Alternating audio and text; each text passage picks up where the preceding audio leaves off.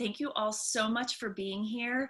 I would ask that you all put yourself on mute while we have the beginning of the presentation. I'm thrilled to have Steve, Stacy, and Christiane from Edmund Burke here to talk about their path to becoming a social justice school, and then also talk about what that looks like today. We all know that that was a big wrench thrown in everybody's plan. We will hear from them for a little bit, and then we are going to, in true NNSP style, go to breakout rooms where we'll have some discussion questions at each one of them. Steve, Stacy, and Christiane will be in one of the breakout rooms to talk, and at the end we'll come back for some closing comments. And I'm going to tell you one more time how happy I am to see everybody here. When you work in your office by yourself, you get tired of seeing just your husband and your kids, and they're really tired of seeing me. So I'm thrilled to see all of you here today. I'm even more excited to hear, this was, when Christiane spoke at our conference, it was our highest rated presentation of the year. So no pressure. But anyway, thank you all for being here. If you have comments or questions, please put it up in the chat, and I will help coordinate that with the presenters. I'm going to share the screen with their presentation, and we'll get started. So, Christiane, you ready? Yeah, great. Thank you, Blake.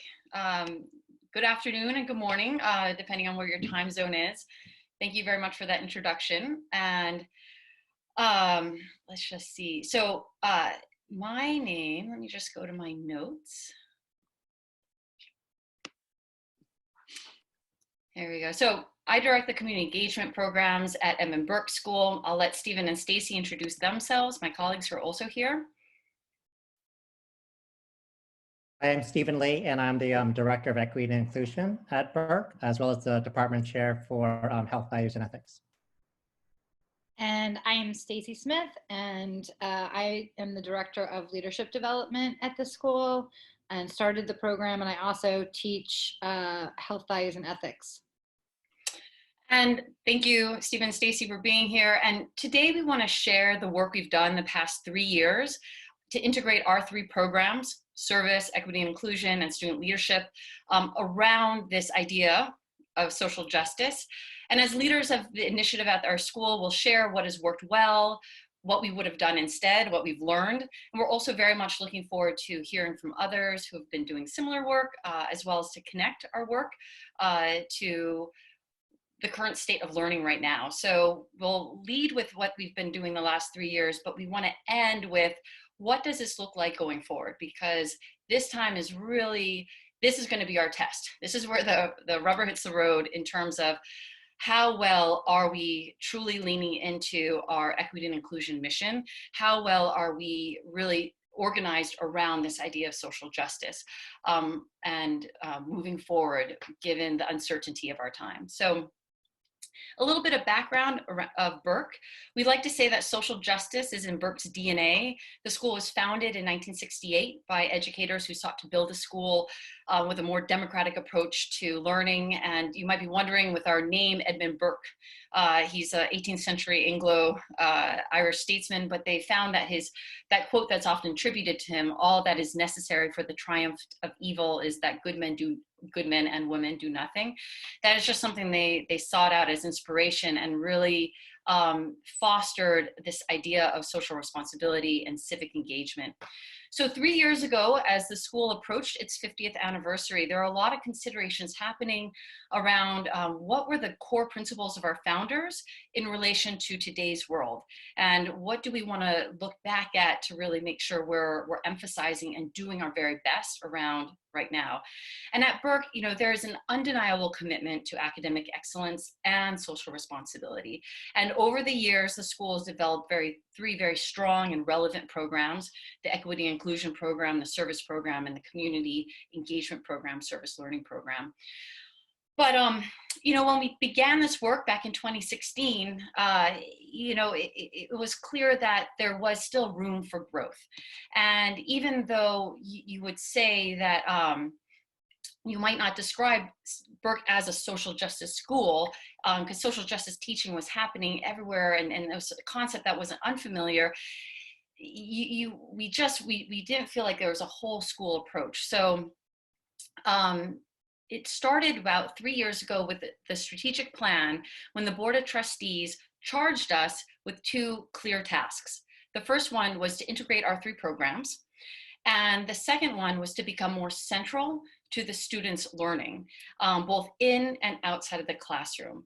And so up until this point, our 3 programs, while clear connections existed, we did operate independently from one another and somewhat in silos. And moreover, our programs, like many independent schools, engage students usually after school or on the weekends or during summer or spring break. And we're not always present and connected to students' core curriculum. So when we had that charge from our Board of Trustees to integrate our 3 programs and make them central to the students' core curriculum, we very quickly determined that social justice was the common denominator of these 3 programs. And we agreed that if that's what we're going to kind of orient our ships toward, social justice cannot exist on the margins of our students' experience and our faculty and staff experience, but rather it needs to constitute the core of a Burke education. And so thus began our work around a strategy to really infuse social justice throughout the school's curriculum, instruction, and leadership, and to start teaching students to see the world through this lens. And when organizing this presentation, thinking about, okay, what are our sources of power? What really were key to allowing this collaboration to happen? And I'd say 2 were essential. The power that we're getting from the top down and the power we were getting from the ground up. And so I already mentioned the strategic plan and the leadership and support of the head of school. So having the Board of Trustees, our head of school behind us, that was very important. Given our culture though at Burke, and might be similar to some of yours, we would be dead upon arrival if we just ended there. We really needed a more democratic process where faculty and staff felt like they were full participants. There's a quote that that kind of guided us through the whole time, that culture eats strategy for breakfast. And if we can't figure out our culture, then all the best ideas and strategies we might have together wouldn't really work. So I'll give you a quick example of how one of the democratic processes we tried to set up, which we think was successful for our faculty and staff, was very early on in the process when we organized a 2-hour professional development session with faculty and staff, where in small teams and iPad and recorders, everyone shared and recorded their answers to some very basic questions around social justice. What does social justice play in their lives? And the intention of this exercise was to encourage our colleagues to really reflect on social justice, not as this abstract idea, but something that they live, something that's personal, and something that manifests in different ways depending on who they are in this world. And so that was helpful because people were hearing each other's stories, sharing their stories, building a sense of intimacy. And then next, Stephen, Stacy, and I, we took all these recordings and we put our researcher hats on and treated all that data collected like qualitative researchers would, and viewed and coded every single video to arrive at a definition of social justice that was entirely unique to Burke, and kind of came out of this collective endeavor. And from the very beginning of this exercise, we did not anticipate anything groundbreaking, something radically new idea of social justice, but rather its strength was we produced a definition. We were able to come back to faculty and staff and present it to them as this is a working definition that came from you. And right there's a shared understanding of this is what we're doing. Another key source of power that made a huge difference was our head of school asked us to apply for an E.E. Ford grant. And some of you might be familiar with the E.E. Ford Grant Foundation. We applied for the lowest amount that you could, but the application is still a lengthy and comprehensive process that throughout the school year that we're working on, we tried to engage as many colleagues as we could on working on it. So, so people were familiar. Oh, EE4, this is something that we're working on. A very important recommendation was made early on from a friend of ours, Jim Reese at Washington International School, who's done several EE4 grants before, that he said, listen, rather than christening yourselves as the experts of this, why don't you reach out to a scholar in residence and have a scholar to come in and help lead some of the PD. And that was critical. We reached out to Dr. Katie Swalwell. She's a leader in the field of social justice education in elite settings, in elite schools. I've included some of her resources at the end of this presentation because I would highly recommend her for anyone going in this direction.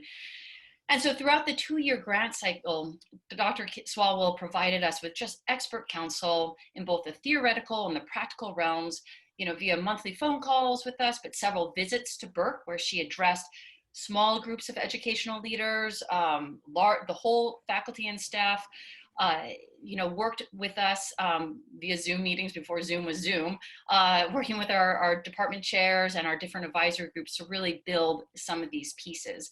And it's nice that Katie has now become a household name on our campus and someone that faculty and staff can really trust and relate to and learn from.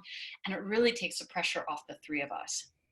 And so the final thing, I'll just bring the EE4 grant story to a full close. At the end of the 2016-2017 school year, at the very last faculty and staff meeting, our head of school, he led with, he just got off the phone with the president of EE4 Foundation. We got the grant, and there was just a loud cheering and applause, and which we think was significant on many levels, because this was now a 1.5-year process where, although even only a handful of folks had been involved in the proposal, given these different pieces and touch points we'd created over the last 1.5 years,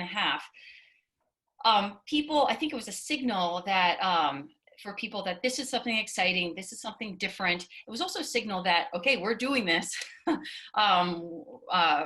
This is going to actually happen, and whatever obstacles might come up along the way. So that's a little bit about the story and some of those key points of success, pieces of success. Now, real quickly, I want to talk about strategies that we employed that we thought helped really build momentum and capacity of our faculty and staff throughout the process. So we led with, and this is more in hindsight, in retrospect, we're like, goodness, thank goodness we did this, but we led with student experiences versus teachers' curriculum. So meaning we led with, okay, how do our students 6 through 12 experience our 3 programs currently?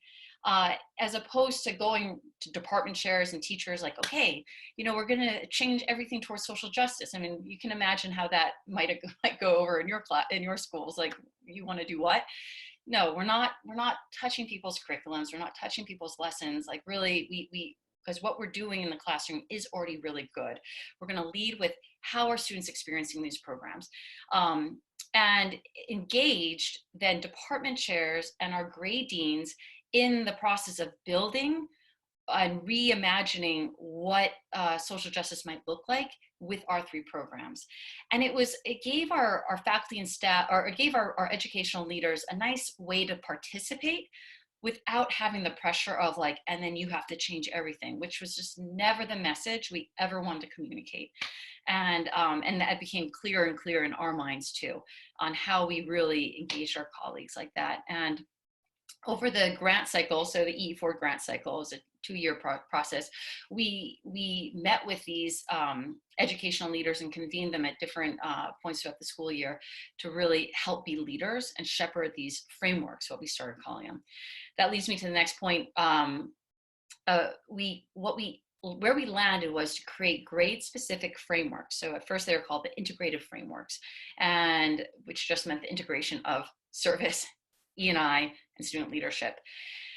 And each grade kind of worked in their own little silo. This is what we're going to pull together. And after the first year, we were in a position where we could step back and say, like, okay, well, let's find the through lines. This is how the 6th grade program connects to the 7th, which really connects with the 8th and then prepares them for the 9th. And so we started, even though we started maybe in these individual teams, started to build a picture, and it felt really organic, bottom up, of like, this is what it could look like for a student from grades 6 to 8, 9 to 12, 6 to 12, and just kind of had a nice map, where then led us to the point where we're at right now in the process of thinking, okay, now that we have this map, now that we have this picture in front of us, where are the connections to the curriculum?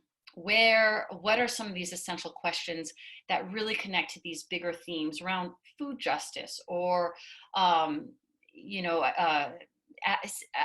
action civics? So some of these bigger themes that were guiding these frameworks.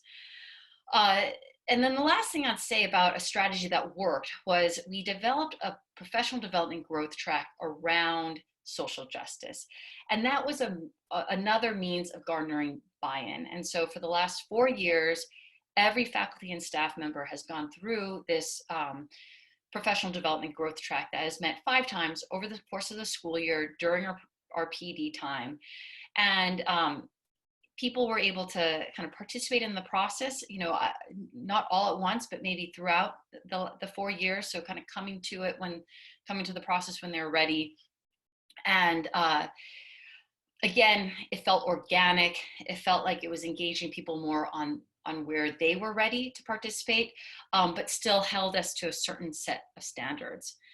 So at this point, I want to turn it over to Stephen and Stacy about some of the transferable lessons that we learned that might assist other schools and help us kind of then get us into the breakout discussions, to turn it over to you to have these kind of conversations, and looking forward to hearing from you. Thanks, Christiane. I just want to add one thing. It wasn't as if like it was necessarily smooth sailing in terms of getting the buy-in of the faculty and staff. In fact, we definitely encountered some resistance, especially from people who had been at Burke a long time and had a particular vision of what they viewed Burke is and what an education should be. So some of our most forceful resistance actually came from senior admin, which was challenging for us.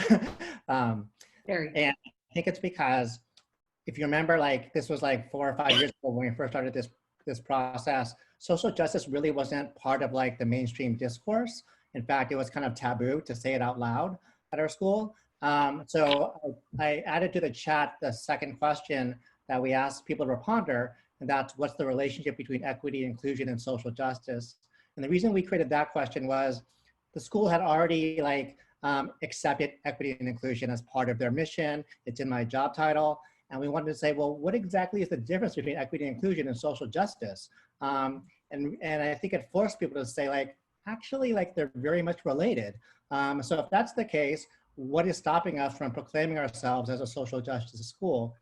The second thing we did is that we mapped out the entire faculty and staff, meaning we like thought of all of our colleagues, and we assigned each of those colleagues a red dot, a yellow dot, or a green dot. We were extremely kind of like surgical in this. A green dot were people who we thought were going to be early adopters, and we didn't have to convince. A yellow dot were people who might be hesitant, and we might have to kind of like nudge a little bit.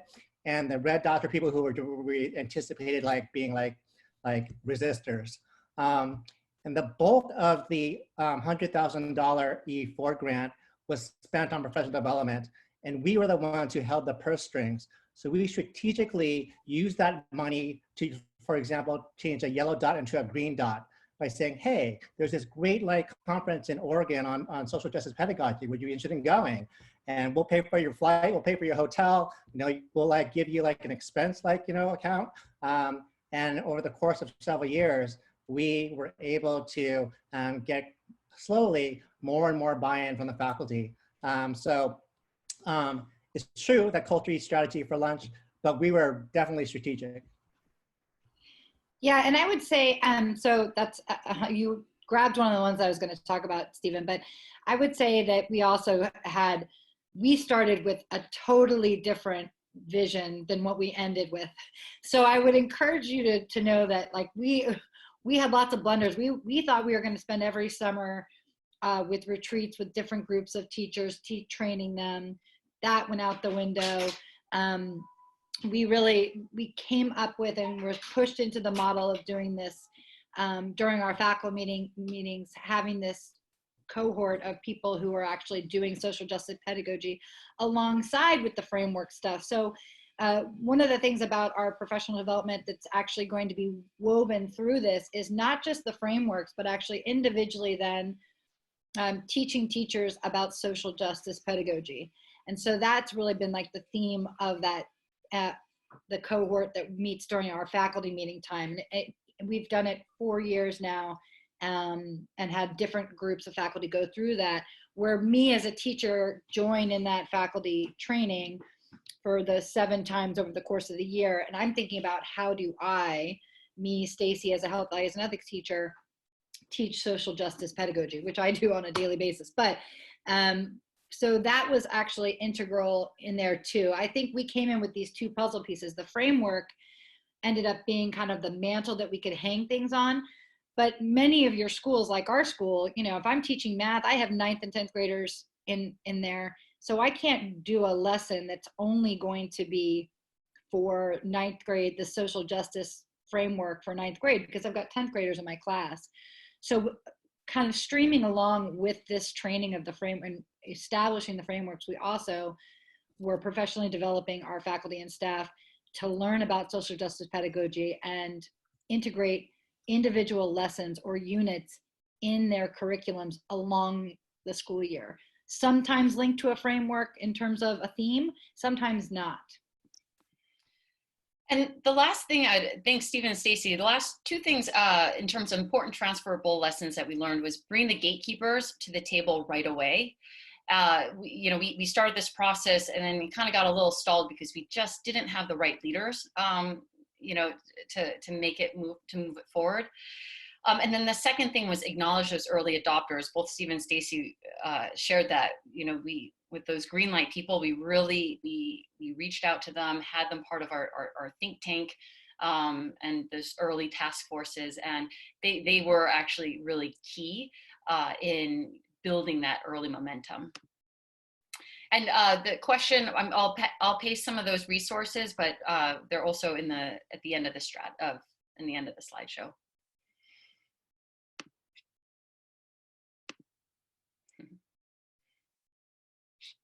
Okay. Do we want to move to? Oh, you want me to move the slides? Sorry. No, I think we're ready for the breakout rooms.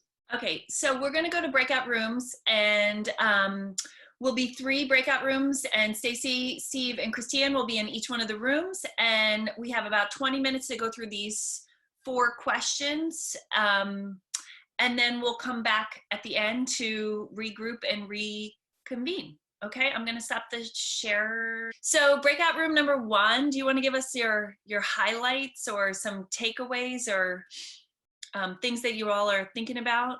I'll leave it to your moderators since we're such a big group and if you want, again, use your chat if you want to. All right, so I'll recap quickly. There seemed to be consensus. A lot of places they say, a lot of schools are doing social justice, but it's also at the margins or not centralized or organized around, an institutional goal. So therefore, it might check the boxes of some of the administrators and the leaders and the folks showcasing the school, but it's really causing burnout and not frustration, but just a sense that we could be doing this a little bit better. That was one of the things that came up. It seems like a lot of our schools have this tradition, and someone brought it up, it came up a few times, take another look at our mission. What does our mission say? What's our DNA? What's really, where is our school from? And I think if we start kind of mining what we have, who we are, that can be a source of power, and something that kind of both the top and the bottom can really appreciate.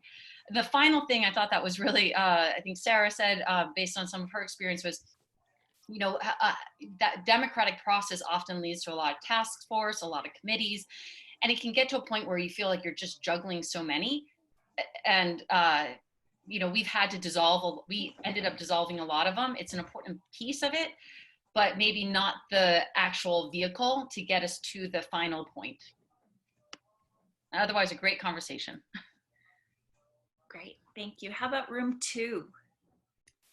So I'm going to see if one of my participants will summarize it. Catherine, would you do that for us? Sure. We had a lot of interesting discussion about where our schools were and some of the hurdles.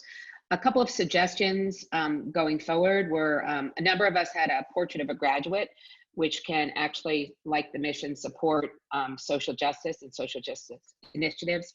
And also, one school had a portrait of a teacher, which is actually an interesting thing for us to think about. I know my school doesn't have that. And we're looking forward to having, in addition to the pedagogy on a shared document, maybe we could write about our portraits of a graduate and portraits of a teacher. Those are the biggest takeaways I got. Awesome, thank you. How about room 3? I don't know if I remember everything that we talked about, but here are some of the highlights.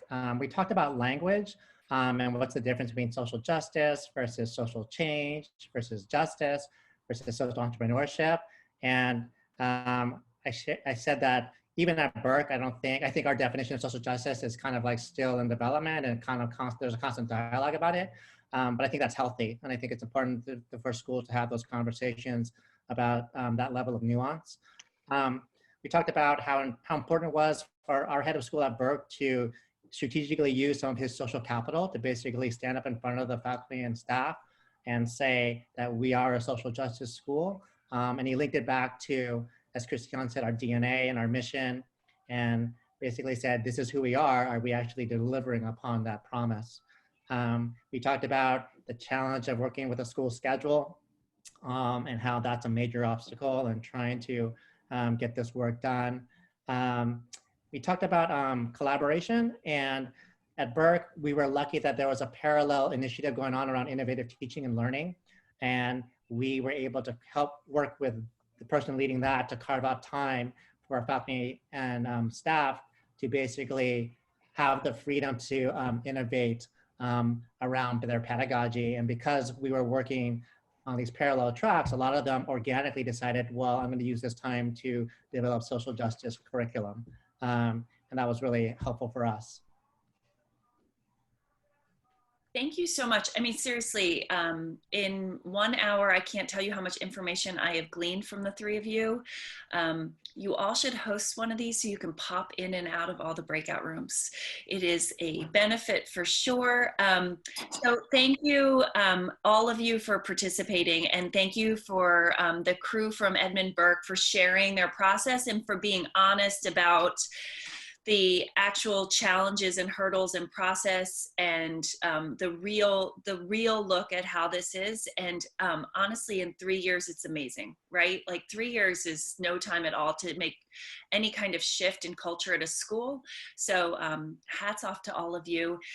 I'm gonna wrap up, but before I do, I wanna remind everybody that we have both, we have another webinar. Well, what I'll say is this was supposed to be our last webinar of the school year. This was the May webinar, and then we were going to close out and go to summer programming, but joke's on us. We will be here with webinars for the foreseeable future, in that next week we will talk about what does summer look like for our schools in terms of what kind of programming are we shifting to, how do we meet the needs of our summer programs and also honor just this notion of equity and inclusion for all of our kids, and to keep this conversation going while kids are still probably stuck at home for the foreseeable future. I see Jane has her hand up. Yes, I'm just wondering, I know at the beginning you said you were going to share the resources. How will you do that? So I'm sorry, there's a last slide on the on her presentation that had resources in it. I will send, once I get this video downloaded, I will send that. I will copy the slides. I'll give you an attendee list if you want to make connections with people that were in your breakout room or outside your breakout room. So it'll all be there. And if you don't get what you need, reach out to me. So anyway, I was saying we still have webinars. We have summer programming coming both for teachers and for students. You can find all that information on our website. And I really hope to see you all here again soon. This is a highlight of my week. Every week is seeing seeing all your faces. So thank you. And thank you again to Christiane, to Stephen, and to Stacy. This was wonderful. So thank you so much. Have a good day, everybody. Thank you, everybody. Thank you, guys. Take care.